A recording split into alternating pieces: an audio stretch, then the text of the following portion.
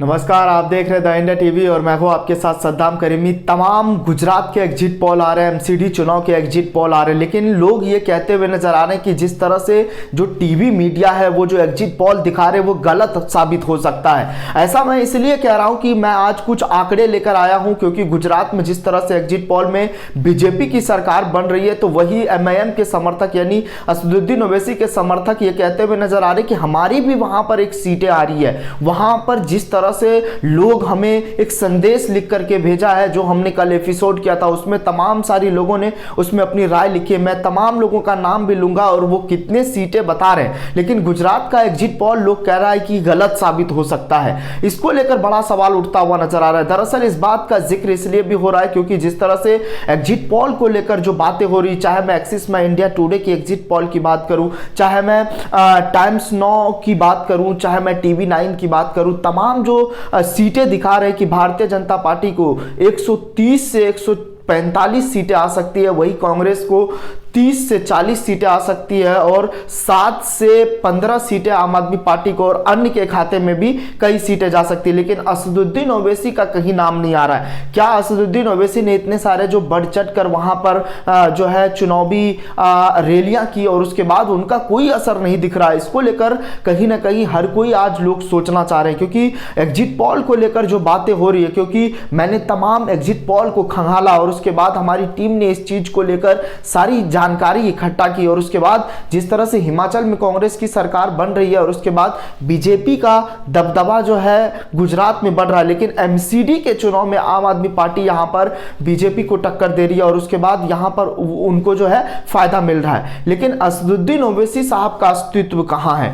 वहां पर जिस तरह से वो रो रो करके जो है चुनाव प्रचार कर रहे थे, क्या उनको सीटें नहीं मिल रही है? इससे पहले भी हमने एक एग्जिट पोल देखा था, जब बिहार में विधानसभा चुनाव हो रहे थे तो एग्जिट पोल में असदुद्दीन ओवैसी को साइड कर दिया गया था और बाद में जब रिजल्ट हुआ तो 5 सीटें वहां पर जीत कर लाए। तो यही हाल क्या गुजरात में होने वाला है कि असदुद्दीन ओवैसी को वहां भी दरकिनार किया गया है? इसको लेकर बड़ा सवाल है। आज मैं उन दर्शकों का नाम लेना चाहूंगा जिन्होंने हमें कमेंट बॉक्स में कहा था कि असदुद्दीन ओवैसी इतनी सीटें जीत रहे हैं, और वहां से कई लोगों ने, जो कि हमने जो कल एपिसोड चलाया था उसमें तमाम लोगों ने कहा था। तो क्या सच में जो एग्जिट पोल टीवी मीडिया दिखा रही है, क्या वो गलत साबित हो सकता है? इसको लेकर बड़ा सवाल है। दरअसल इस बात का जिक्र इसलिए भी होना जरूरी हो जाता है क्योंकि आज मैं एक आंकड़े लेकर के आया हूं और साफ तौर पर उसमें ये चीजें लिखी हुई है।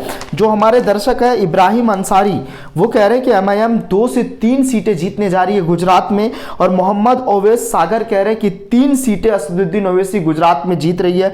हुसैन अहमद कह रहे हैं कि 13 की 13 सीटें जीत रहे हैं। इनका भी एक अलग ही है, हालांकि वो वहां से होंगे और इन चीजों को वो समझे होंगे, तो इस बात को लेकर वो कह रहे होंगे। हसीनुर अली कह रहे हैं कि 3 सीटें असदुद्दीन ओवैसी जीत रहे हैं। मुदीउर रहमान भी कह रहे हैं कि 4 से 5 सीटें असदुद्दीन ओवैसी गुजरात में जीत रही है। उसके बाद जो है एमडी अबैदुल्ला कह रहे हैं कि 7 सीटें असदुद्दीन ओवैसी वहां पर जीत रहे हैं। लेकिन जो और जगह टीवी चैनल पे एग्जिट पोल दिखाया जा रहा है वहां पर ये चीजों को दरकिनार कर दिया गया है। इरफान जो है नगोरी कह रहे हैं 9 से 10 सीटें एमआईएम वहां से जीत रही है। हालांकि वहां पर चाहे जमालपुर की मैं जिक्र करूं, जमालपुर में साबिर काबिलवाला को वहां पर टिकट देकर असदुद्दीन ओवैसी ने एक बड़ा चेहरा को वहां पर जो है उतारा था, और उसके बाद दानी लिमड़ा से जो हिंदू प्रत्याशी है, जो महिला प्रत्याशी है कोशिका बहन परमार, वो भी अपनी ताकत झोंकने में कमी नहीं रखी।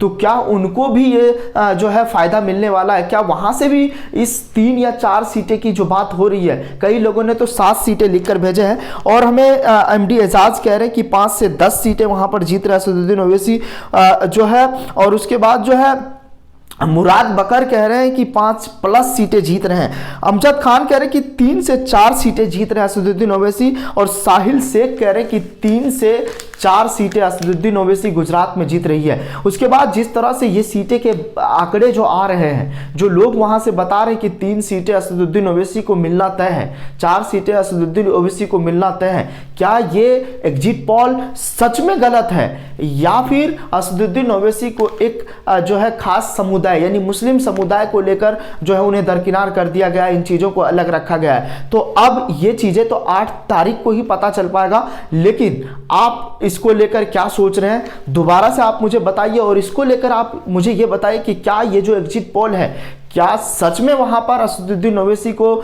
जो है मतलब सीटें मिल रही है, या फिर उनकी बढ़त है, या फिर उनके विधायक बन रहे हैं। अगर विधायक बनते हैं तो उनका दावा और वादा था कि हम तमाम चीजों को दूर करेंगे। और उसके बाद एमसीडी चुनाव को लेकर भी बातें हो रही है, एमसीडी में भी महा टक्कर देखने को मिल रहा है। और उसके बाद कड़ा मुकाबला है आम आदमी पार्टी और बीजेपी के बीच। उसी बीच में एमआईएम की भी सुगबुगाहट तेज है, क्योंकि जो है शाहीन बाग में असदुद्दीन ओवैसी का रैली हुआ, मुस्तफाबाद में असदुद्दीन ओवैसी ने रैली करके लोगों को रिझाने की कोशिश की और मुत्तहिद होने की बात करते हुए वो नजर आए। लेकिन क्या इन सब सारी चीजों को लेकर जो बातें हो रही है, क्या सच में उनको जो है कहीं ना कहीं फायदा मिलने वाला है, इसको लेकर बड़ा सवाल उठता हुआ नजर आ रहा है। क्योंकि दरअसल 188 वार्ड में भी शाहीन बाग यानी वहां पर भी असदुद्दीन ओवैसी ने रैली किया था। और उसके बाद जो मतलब लड्डन भाई जो प्रत्याशी हैं, लड्डन भाई के नाम से मशहूर है, उनके पक्ष में भी रैलियां की गई थी। तो क्या वहां पर फायदा मिलने वाला है शाहीन बाग में 2 जगह पर? और वहां पर एक बड़े चेहरे अमानतुल्लाह खान भी वहां प्रचार कर रहे थे। तो क्या वहां की सीटें या मुस्तफाबाद की सीटें जीत रहे हैं असदुद्दीन ओवैसी एमसीडी चुनाव में, या गुजरात के चुनाव में जिस तरह से उनको 3 या 4 सीटें मिल रही है, जैसा लोग बता रहे हैं, वहां की जनता बता रहे हैं, जो हमें लिख करके भेजे हैं, क्या ये सच हो सकता है? आप इस मुद्दे को लेकर क्या सोच रहे हैं? आपकी क्या प्रतिक्रिया? क्या असदुद्दीन ओवैसी के विधायक जीत रहे, विधानसभा पहुंच रहे? ये बातें अब 8 तारीख को ही पता चलेगा, इस पर हमारी रहेगी पैनी नजर। आप इस मुद्दे को लेकर क्या सोच रहे हैं? आपकी क्या प्रतिक्रिया है? आप हमें कमेंट बॉक्स में जरूर बताएं, आपके कमेंट का स्वागत किया जाएगा। फिलहाल इस रिपोर्ट में बस इतना ही। बाकी ताजा तरीन खबरों के लिए देखते रहिए द इंडिया टीवी। नमस्कार। चैनल को लाइक, शेयर एंड सब्सक्राइब करें और बेल आइकन दबाना ना भूलें।